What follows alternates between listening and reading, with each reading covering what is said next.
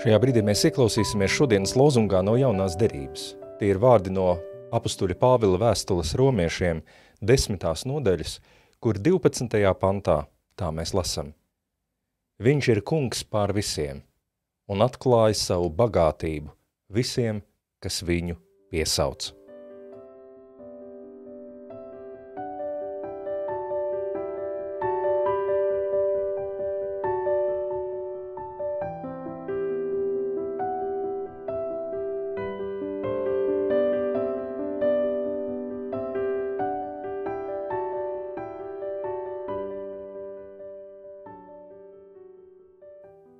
Visvarenais un mūžīgais Dievs, mūsu mīļais debesu Tēvs.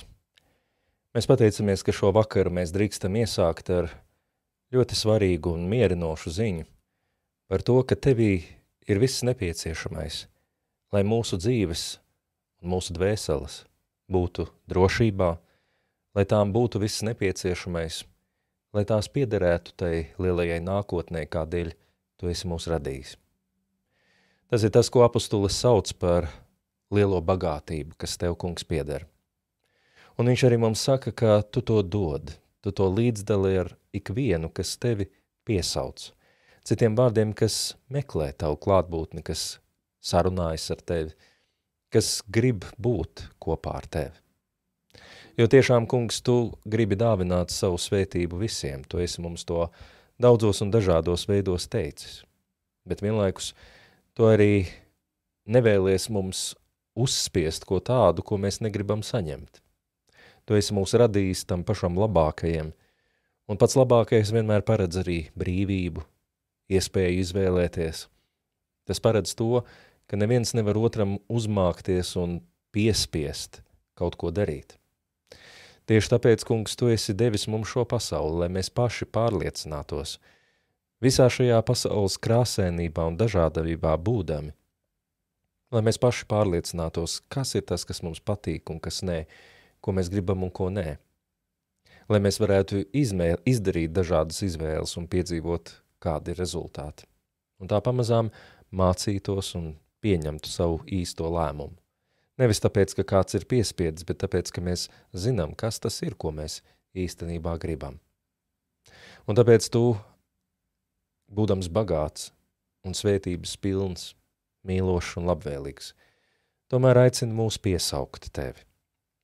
Un tiklīdz mēs lūdzam pēc šīs Tavas klātbūtnes un palīdzības, tā mūsu dzīvē tik ļoti daudz, kas var sākt mainīties.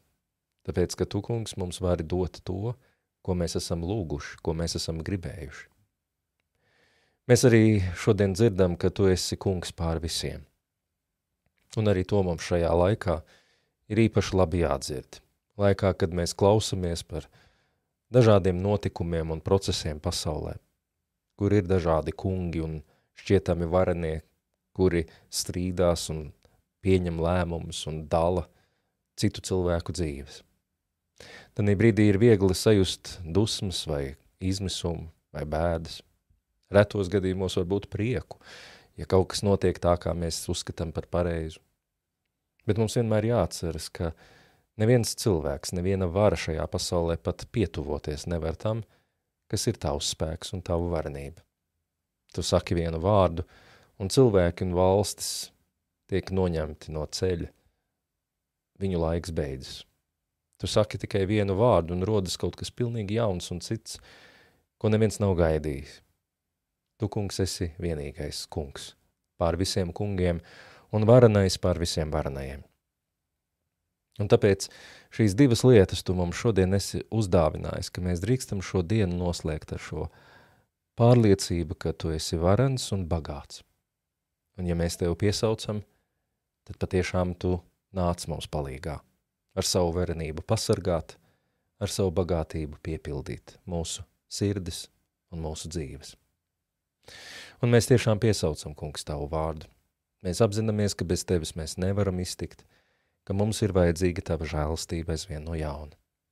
Un arī šovakar ļauj mums, kungs, ar lielu mieru un iekšēju uzticēšanos Tev uzticēt savu dzīvi, savus mīļos un tuvos, vienam otru, kas esam kopā šajā lūkšanā, aizlūgt Tavā priekšā par mūsu zemi un tautu un visu šo pasauli. Un zināt, kungs, ka šai lūkšanai ir vislielākā vērtība, jo caur to mēs tevi piesaucam. Un tu pats esi mums atklājis, ka tanī brīdī tavs spēks var sākt darboties pilnīgi jaunā veidā. Arī tava bagātība, arī tava varenība var sākt pie mums nest labus augļus, tad, ja mēs tai sakam jā. Un mēs gribam šovakar šo lielo un visaptverošo jā tavai klātbūtnei, tavai darbībai, pie mums un visiem cilvēkiem mums līdzās sacīt. Ļauj mums šajā brīdī atpūsties un uzkrāt spēkus, bet tad varam atkal celties un dzīvot tā, kā tu to esi mums paredzējis. Dzīvot tiešām, esot bagātiem tevī, un esot spēcīgiem un vareniem ar to spēku, ko dod tavs gars un tava klātbūtne.